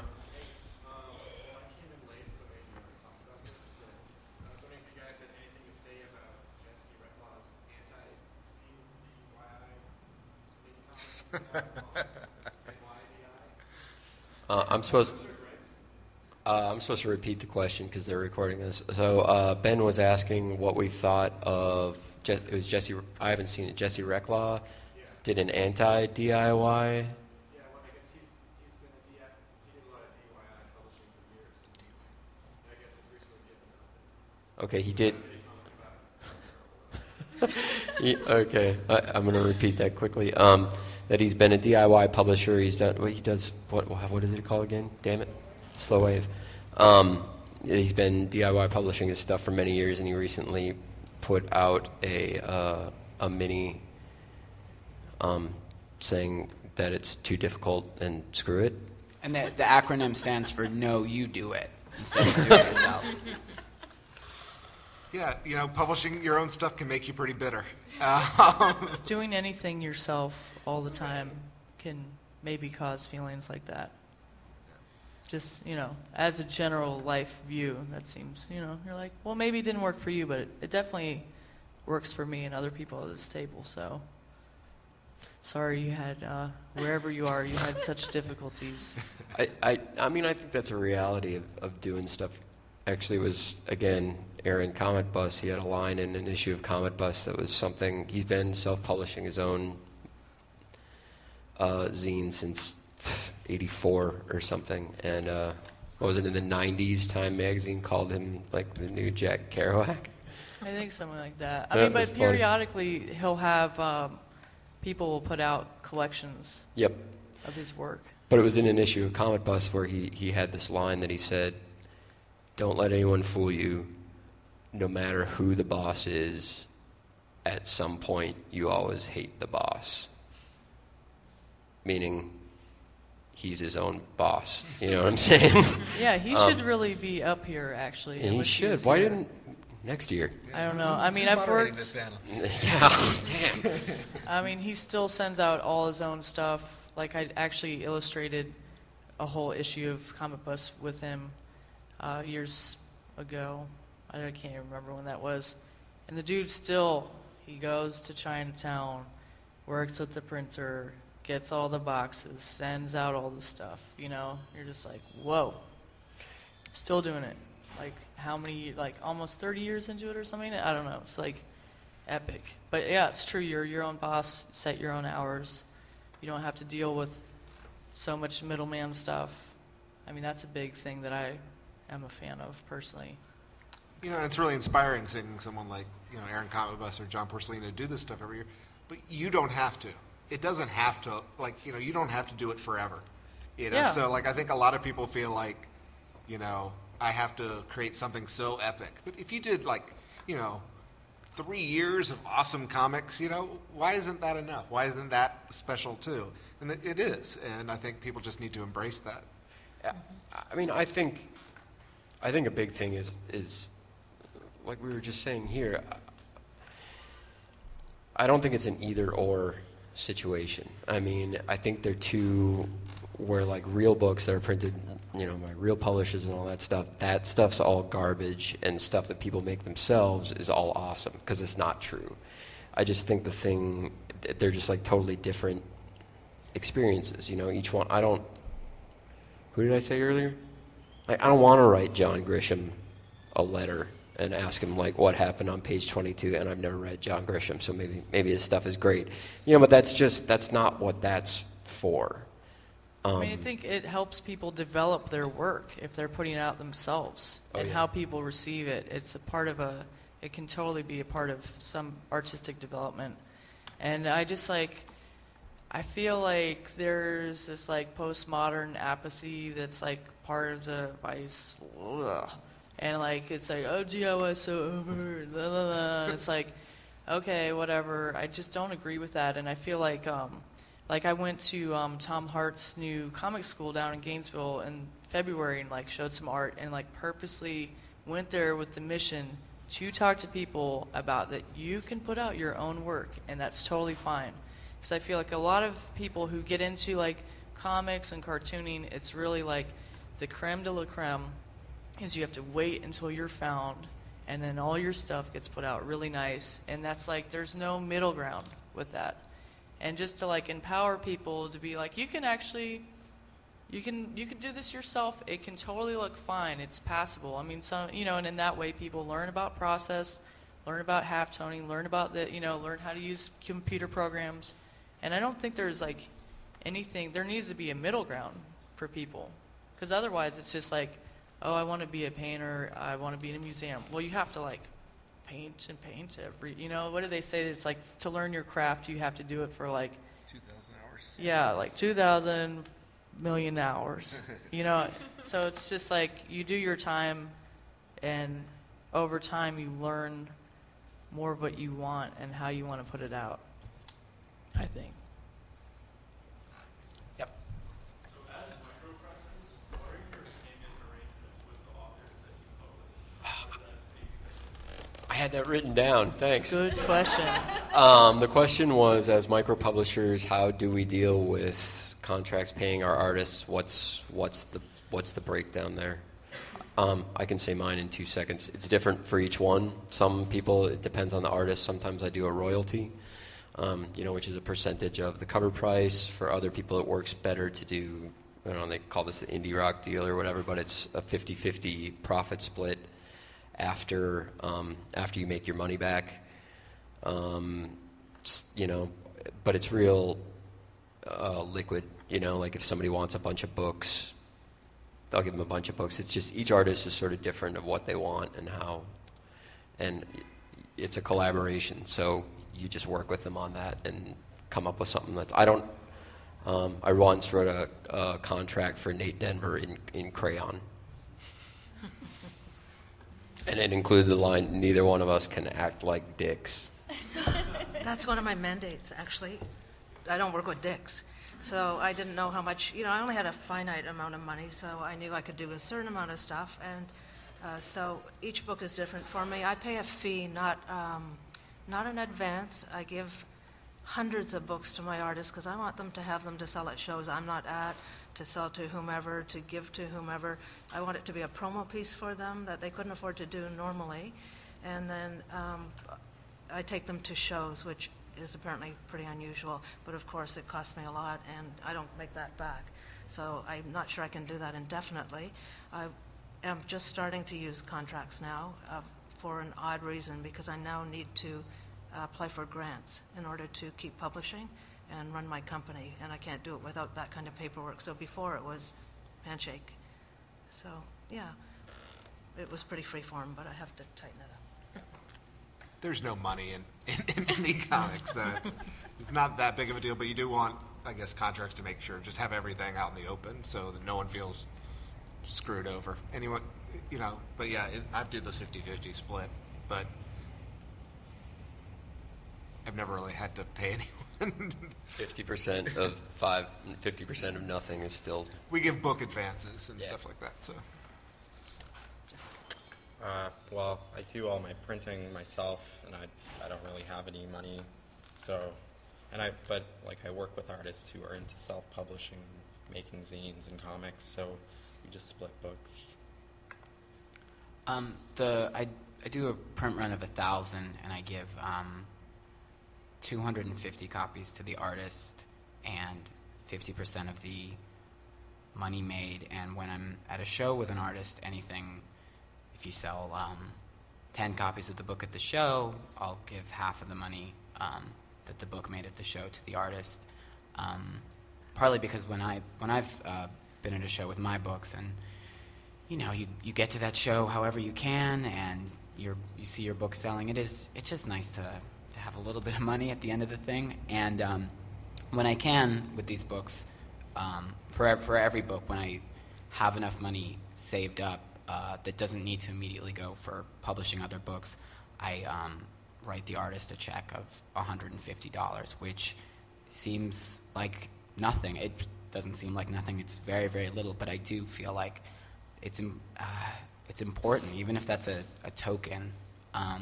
And I plan to keep doing this and getting better at it. And I think Randy Chang had a publishing company called Bodega, and as far as I know, he paid his artists $2,000 up front, which I think is I think that's a really even if there's no money in comics, I do think you're getting the privilege to work with someone's stuff and do something with it. And I think I don't know, I want to get to the point where I can offer that to an artist, just because it's no small thing. But it's easier said than done, because the print runs do cost a lot of money, and you always want to have more money for the next book. So it seems like an easy step to not put money towards the artist. But I want to figure out a way to be able to do both. I have a really unconventional setup, which is if let's say like with Mike Taylor, who we've been friends for over a decade and have gone on tour together many times and all this. This has kind of become my standard model, is that we will, if the artist pays half the cost of the actual supplies, which is fairly nominal, then they take half, and we work on it together, like printing together, they can take half the run. And so that's been the model for the last 3 publications, and people love it because that means you can end up with like 500 copies that you can do whatever you want with. There are certain limitations, like let's say I might say I want to, deal with this distributor or whatnot, and they say that's fine, but then that way that means, like, for example, someone like Brontez, he's doing a nationwide tour for a month. He can sell them every show and have money to eat every day and like not worry while he's traveling about money, which is, that's what everybody wants on tour. It's like be able to get that extra cash at the end of the day. So it's, but there's not really, my cost for running, to answer the question beforehand about just like money in general, since all my labor is free, like once you pay for supplies, it's like, it's not that bad, so it seems like there's money coming in, but with that free labor aspect. Yeah, you're not paying yourself. No, I don't pay myself. Yeah, same here. I don't. Yeah. Yeah, my royalty rate is 0. And I like give away so many things, and it's just, because that's just part of the world I've been of like touring and staying with people and trading things. Like I'm very immersed in that. So if you guys want to trade later on, I'm totally down. And I just feel like, and I also want to backtrack a little bit because I said, that I don't like Offset, and I know people at the table do Offset. I'm not trying to be down on Offset at all, but I definitely have this thing with like tactile objects where I do feel like, and you were talking about this too, like people feel in a world where like everything is perfect bound and et cetera, like people can feel, to get woo-woo a little bit, like energetically can feel when somebody's put a lot of time into something, even if it looks scrappy or, you know, whatever. Like, people feel that. And if you put a lot of energy into something, you know, I think that comes across, and it becomes more precious than, yeah, no one's writing to John Grisham about his really unique book that he put out, you know, limited edition John Grisham book or whatever, you know, and people feel that. And I'm more into that than having, like, really huge print runs or whatnot. I just want people to have things that they feel connected to in a world of so many objects. Sarah? Yeah, well, I never wanted to figure out royalties, and most of the runs that I did with the mini comics were so small that what I would do is offer a small amount upfront to the artist, usually about $1 or $2 for each book that I was planning on printing. So, you know, $150 for the limited rights to print and sell 100 mini comics at shows or whatever, and then I'd give them 5 or 10 copies of their own. So that was just, you know, the arrangement that I came up with for, you know, for the people I was working with. But again, like people are saying at the table, it was different for every artist. So it's kind of a twofold question. Yeah, the question was, promotion. How do we promote the books? And also, I'm sorry,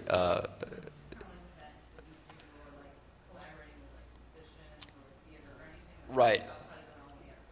Right, things that are outside the realm of the actual product, events and stuff. I mean, I'm glad you asked that. Again, it's this. I think it's this thing where everybody at this table wants to. The most important thing is that you're creating these things and getting them done like that, and getting. But the flip side of that is you're getting them done, but you also are getting them done because you want people to see it. You know, you want to share this thing, whether it's your own thing or something, you know, you helped bring this thing into the world, and you want people to see it. And I think in a lot of cases that maybe those two impulses, not everybody's good at that, you know. I mean, getting, especially in 2012 when everybody's so completely like inundated with information all the time, you used to be able to kind of sit back and be like, oh, it's awesome, people will find out about it. That's not good enough anymore. You have to actively say, like, show this thing to people and say this thing is awesome. And it's really, I haven't cracked that nut. But I do think it's things like this, you know.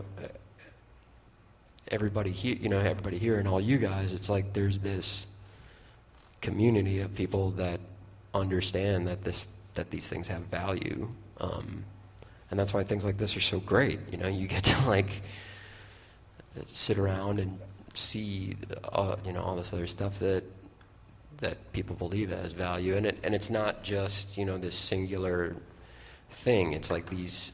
It's not just book world stuff. It's not just offset or not offset. It's like this entire world that doesn't just have to do with comics or zines or minis or printing or whatever. You know, it also extends out into, you know, other interests. You know, music, or like Annie's book with the guys who are exploring the sewers. I mean, that's not a gimme idea. Like, oh, you know, but that's an incredibly beautiful book, and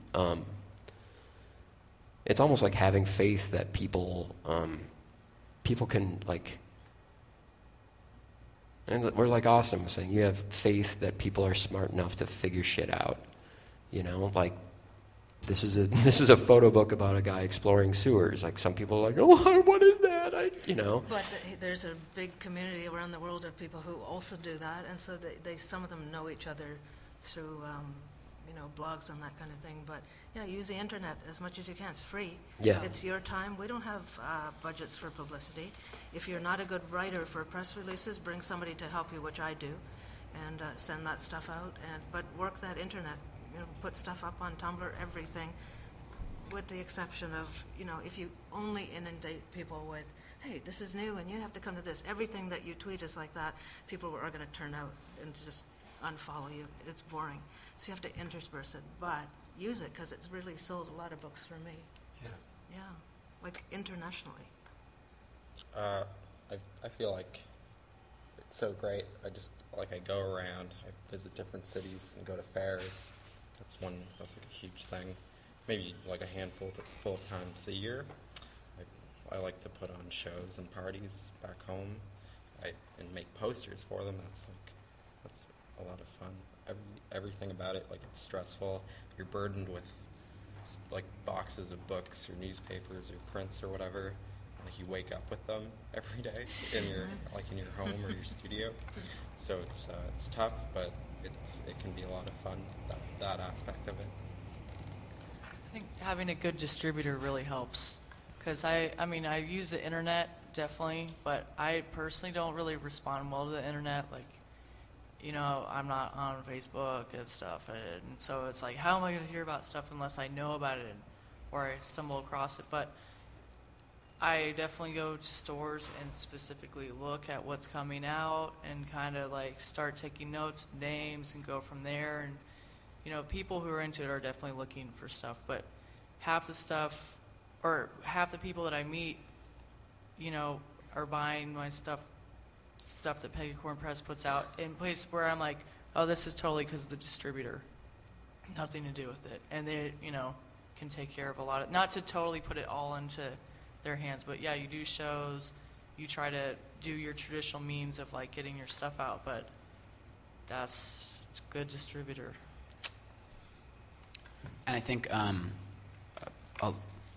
going hand in hand with finding a good distributor is patience in looking for that distributor. There are a few good distributors out there, but they don't. Last Gasp is a good distributor. They're not going to immediately pick up the first thing that any one person does, and I think it's just a good with publicity for any small thing. It's good to remember that a lot of people are not psyched about hearing from you. You're not their first priority, and if you just can deal with that and just keep. There's this online magazine that just started that people might know about called Rookie Mag, which I think is really cool, and they get sent a lot of stuff, and I'm just about to send them a package of things, and I don't really have. I'm not counting on them even looking at the stuff after they open the package, but I'm going to keep sending them stuff, and over time making more stuff and getting it out to people consistently. I think that's a good rule of thumb, and to just contact organizations that you believe in and that you can relate to, but also to not undersell things too, to not just to not pigeonhole yourself. If you're doing things small, maybe just remember that, but also assume that other people might see what you see in this work and might want to work with it. I think you've definitely hit upon one of the hardest and most evil parts of doing it yourself, which is, I have a lot of fun putting a book together, but I always have the most difficult time, like working on marketing, working on distribution, getting it in front of people, especially in an industry where you can be so easily drowned out by the bigger companies. But definitely the internet, Facebook and Twitter, Tumblr, those are all free. Definitely sending things out for reviews, because that's also free publicity. If Tom Spurgeon or Joanna Chaper Carlson picks it up and writes something about it, that takes people back to your website and maybe they make a purchase. And yeah, like he said, persistence, just lots of persistence. Yeah, real quick, I think we just have a minute or two. I was wondering if maybe you could talk about the hard way. Man, that was also written down here. Thank you. Question is I'm going to change a little bit. Let's say, like, if there's one thing that you wish you knew before you started that you now know. Do small press runs, because it feels really good to sell out, and it feels really bad to have them stacked up in your closet for years. That's good. Keep. You don't have to be a bookkeeper, but man, get your business shit together. Keep. Figure out what you need to do in terms of bookkeeping. Keep track of that stuff. If you don't know it, get somebody else. Oh, sorry, I'll change that. Understand the things that you're not good at. Identify them. Ask for help. ask for help. If you know that you're not good at it, get someone to help you out with it. Learn how to properly price things so you don't lose money from your very first book. I think on the flip side of what Greg said about small print runs, as someone, you know, who prints the stuff, that's what I've learned, because I was starting off doing runs of 1,000, which that much paper around your space and hand collating and hand stapling and folding and having under your bed is just too much. And I really just started being like, now I just want to do like runs of 300, you know, and just stick with that. That's like my golden number now. And then that way, yeah, you do feel great. You're like, ooh, 300 has been like a couple months. Now I can print some more. You know, it's like worth it to me to do that just for like, because I'm OCD and I'll want to collate and collate until it's done. And that's too much work sometimes. Like, my boyfriend's tired of these manic, like, collating sessions, you know, of like 1,000. He's like, why do we need to do this now? Just saying. I think when I started doing this, I was pretty sure I knew how much work was going to be involved in it, and you know, I also do artwork of my own, and I thought I'd really be able to balance it correctly. But I think now when I sit down to work on Domino, if I wanted to get everything done, I could sit down there for like 15 hours just to get every little thing taken care of. And I think just knowing that it's a lot of work, even if you think it's going to be a lot of work, is a good thing to keep in mind. And just to work at it as hard as you can, but not burn yourself out on it really quickly. But I've only been doing it for a year, so still have time to burn myself out, I guess. Oh, also just to have set days that you send stuff out. Because if you send stuff out as orders come in, you could be at the post office every single day. And if you say, oh, I only send out stuff on Mondays and Fridays, or whatever dates work for you, days of the week, that's very helpful. We have 0 minutes left. Thank you, everyone, for coming. We'll all be upstairs if you have questions.